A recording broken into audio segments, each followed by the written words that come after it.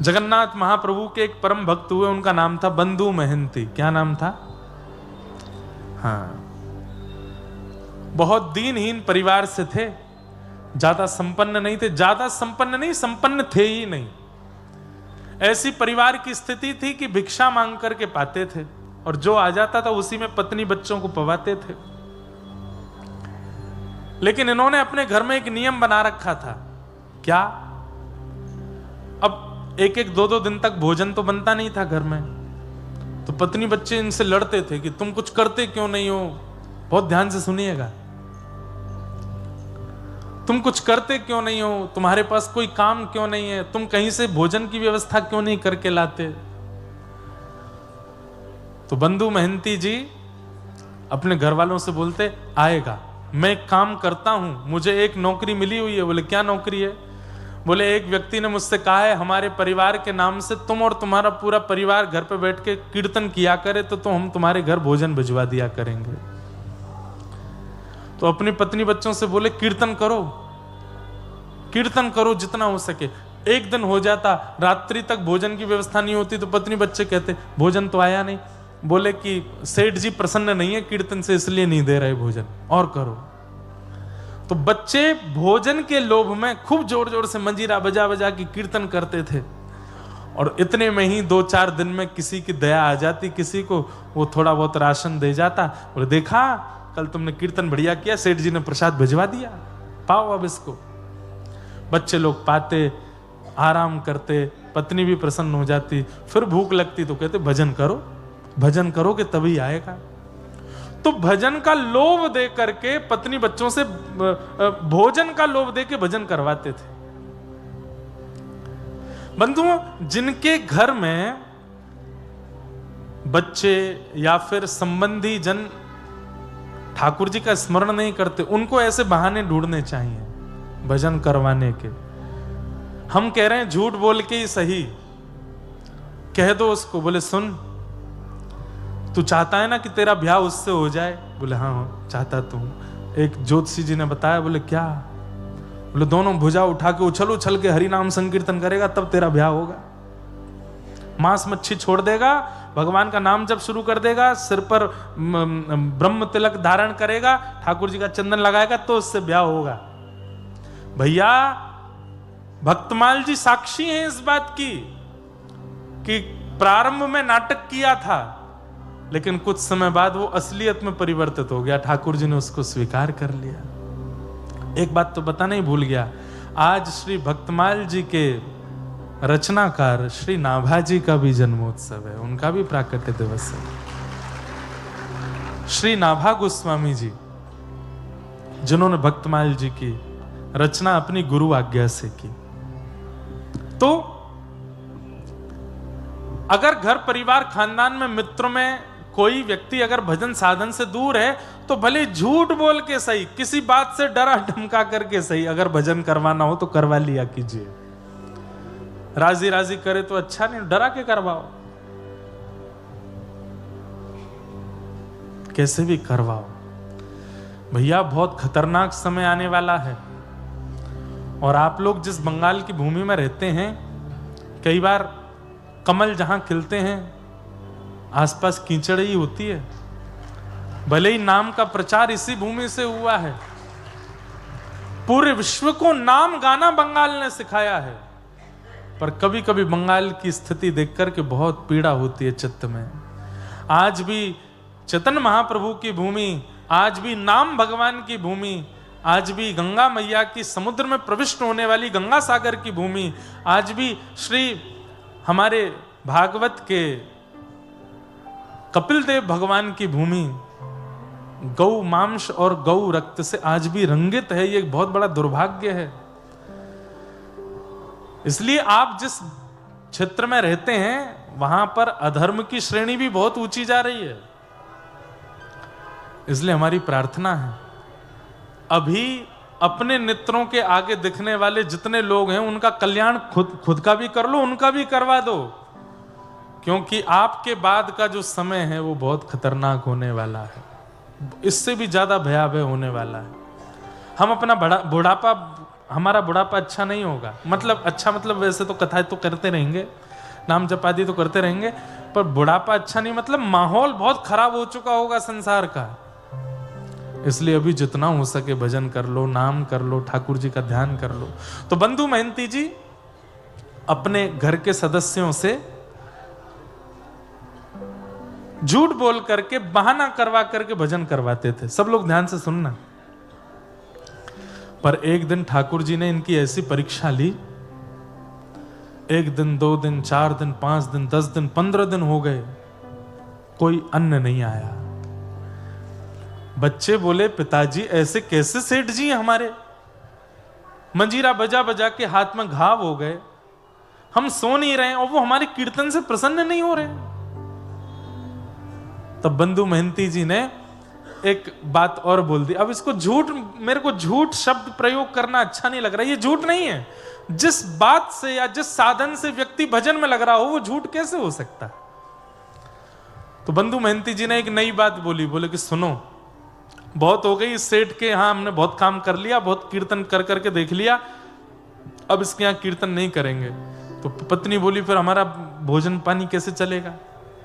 बोले, मेरे एक मित्र हैं, सोने का मुकुट पहनते हैं, सोने के कुंडल पहनते हैं, सोने के आभूषण पहनते हैं, पद्मराग के कंगन पहनते हैं, सोने के कड़ूला पहन करके चलते हैं, नासिका में सोने के सुंदर बेसर पहनते हैं। अच्छा, इतने बड़े मित्र हैं आपके और आपने आज तक नहीं बताया हमको, क्या नाम है उनका। बोले, मेरा नाम बंधु महंती, उनका नाम दीन बंधु, दीन बंधु नाम। अच्छा, दीन बंधु, तो फिर देरी किस बात की, चलो उनके पास चलते हैं ना, वो हमारी दीन दशा देख करके कुछ कृपा कर देंगे हम पे। अरे दीन दशा देख के कृपा, जैसे ही जाएंगे महाप्रसाद देंगे, दाल भात देंगे, और दाल भात के साथ में बढ़िया सुंदर छेना पोड़ा भी देंगे, रसगुल्ला भी देंगे। अरे वो तो अन्न के नाथ हैं, प्रेम से लोग उनको जगन्नाथ भी बोलते हैं। अच्छा, जगन्नाथ, वो आपके मित्र हैं, ये वो भगवान जगन्नाथ तो नहीं जिनकी आप कथा सुना। नहीं नहीं नहीं, भगवान नहीं, ये मेरे मित्र हैं, इनका नाम दीन बंधु है, ले चलो ना हमें। पति ने कहा, दूरी है, 5 दिन लगेंगे पहुंचने में। पत्नी बच्चे बोले, 15 दिन से तो हम भूखे हैं, 5 दिन और सह लेंगे। चलो तो सही, वहां जाके तो दाल भात मिलेगा ना। आहा, अपनी पत्नी बच्चे सबको लेकर के निकल पड़े बंधु महंती। और बस अब पत्नी बच्चे तो प्रतीक्षा कर रहे हैं कि कब हम पहुंचे उनके दीन बंधु जी के पास और वो हमको प्रसाद पवा में। और यहां बंधु महंती जी के मन में बार बार आ रही है, ठाकुर जी दीनानाथ, बस कृपा कर देना, कैसे भी करके महाप्रसाद पवा देना। मैंने झूठ पर झूठ बोले हैं पत्नी से कीर्तन करवाने के लिए, अब आपका धाम लाने के लिए भी झूठ बोला है कि आप मेरे मित्र हो, बस मेरी लाज रखना। 5 दिन बाद जैसे ही पहुंचे जगन्नाथपुरी, आहा, नील चक्र विराजमान, और नील चक्र के ऊपर जब ध्वजा लहराती हुई देखी बंधु महंती जी ने, देवी देखो देखो वो नील चक्र दिख रहा है। बोले, हाँ हाँ दिख रहा है, उसी के नीचे ही बैठते हैं मेरे मित्र दीन बंधु। अब तो पत्नी बच्चों में इतनी, मतलब जैसे मानो प्रसाद पाने की ऐसी उत्कंठा उत्पन्न हो गई, दौड़ने लगे, भागने लगे, जल्दी चलो, देरी मत करो, पहुंचे हम, तुम्हारे मित्र प्रसाद पवा देंगे। सब लोग इधर देखो,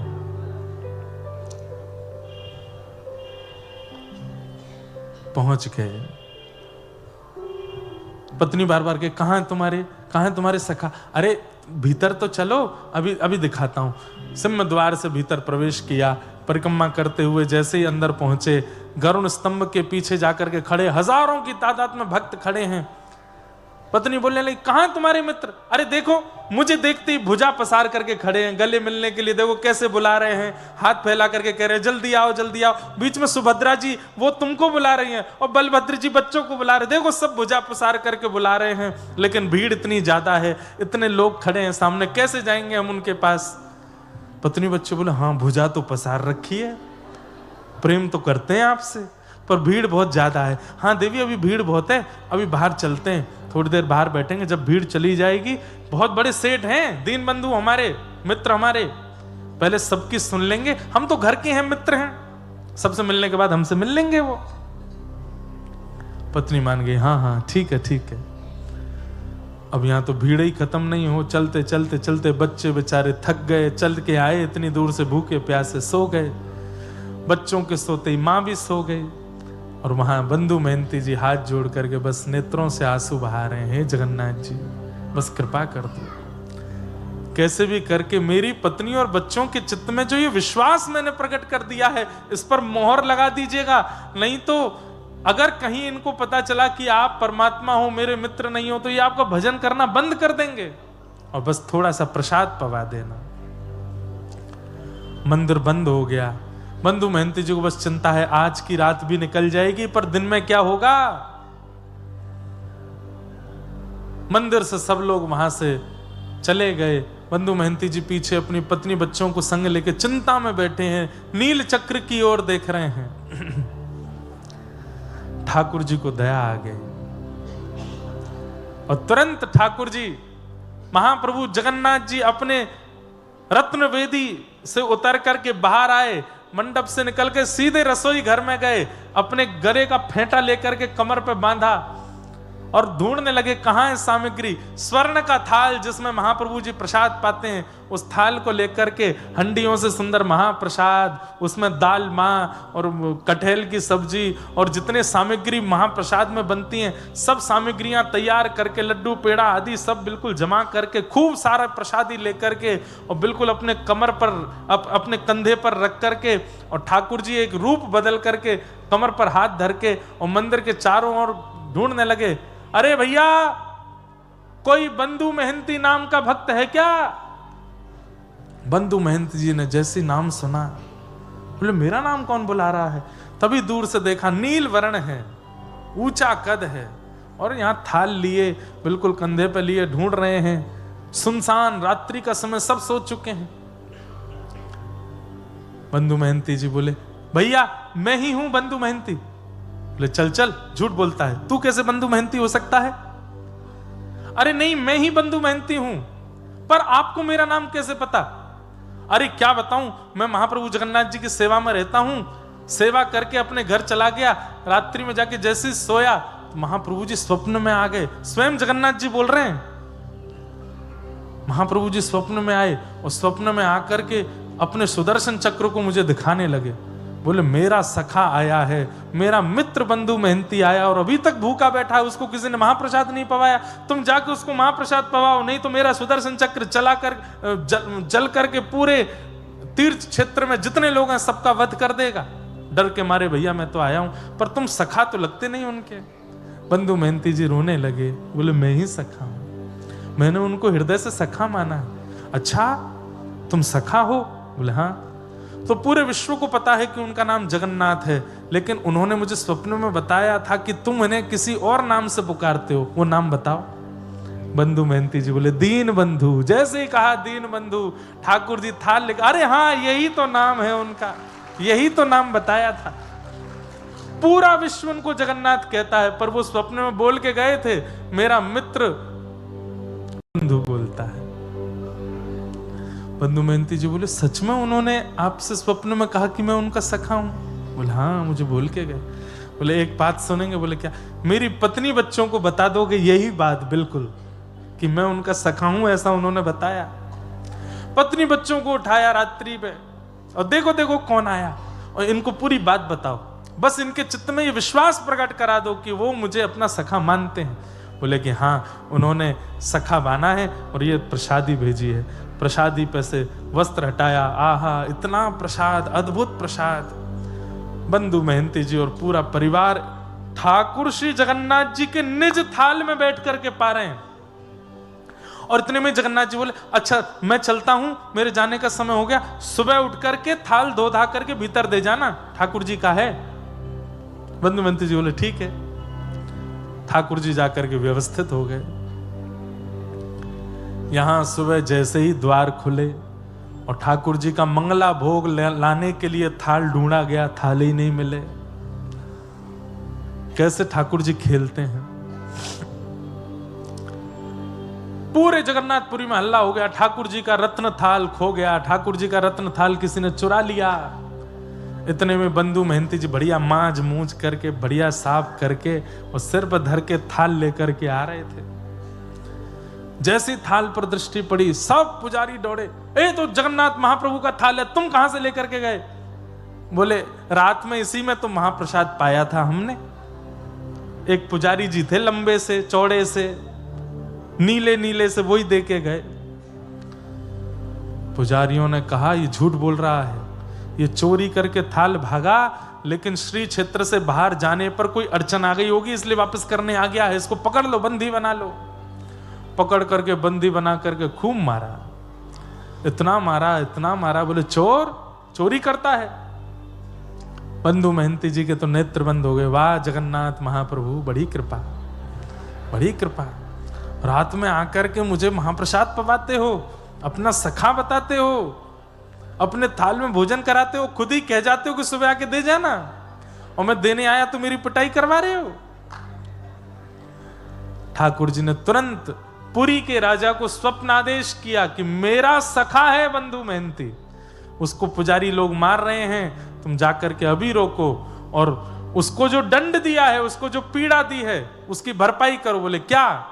आज के बाद जब तक जगन्नाथपुरी में मैं विराजमान हूं तब तक हमारे मंदिर में जितनी चढ़ोतरी आती है, जितना धन आता है, जितनी संपत्ति आती है, सबका कारोबार देखने की जिम्मेवारी बंधु महंती को दे दो। आज तक उनका परिवार उस सेवा को कर रहा है। तब राजा ने आकर के, बंधु महंती जी को अभी तक नहीं पता, वो वही ढूंढ रहे हैं वो लंबे कद वाले पुजारी जी कहाँ हैं। तब राजा ने आके कहा वो लंबे कद वाले कोई पुजारी नहीं है, तो स्वयं जगन्नाथ जी आए थे प्रसाद पवाने के लिए। आहा, ऐसे हमारे महाप्रभु जगन्नाथ जो सबका ध्यान रखते हैं। अहे नीला शैला प्रवर मतावरण प्रबल मतावरण मुआरत नलनी बनकु कर दलन अहे नीला शैला कहे साल बेग हीन जाति रे मुयवन कहे साल बेग हीन जाति रे मुजवन श्रीरंगा चरण तल करुअछियापन आहे नील शैल। ऐसे महाप्रभु जगन्नाथ, श्री जगन्नाथ महाप्रभु चैतन्य है भगवान। उनको धातु में या जड़ वस्तु में आप मत देखिए, वो सर्वत्र हैं, विद्यमान हैं। बस आपके प्रेम भाव से उनको एक बार पुकार लिया जाए, वो